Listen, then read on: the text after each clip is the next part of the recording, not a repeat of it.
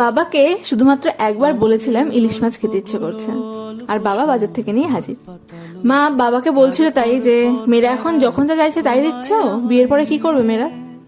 তো কথাটা শুনে ভাবছিলাম, তাই ঠিকই তো।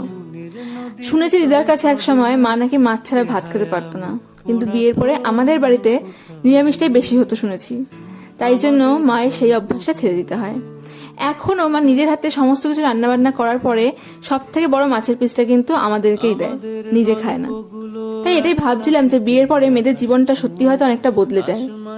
অনেক ইচ্ছে, অনেক কিছুই মনে হয় নিজের মধ্যে চেপে রাখতে লাগে, মুখ ফুটে প্রকাশ করতে পারে না। জীবনে সব থেকে বড় স্বার্থ ত্যাগ বোধ হয় মেয়েরাই করতে পারে, তাই জন্যই হয়তো মেয়েরা মা হয়ে ওঠে। যদি আজকের ভিডিওটা ভালো লাগে তাহলে বেশি করে শেয়ার করো, আর যারা চ্যানেলটাকে এখনো সাবস্ক্রাইব করোনি অবশ্যই সাবস্ক্রাইব করে দিও।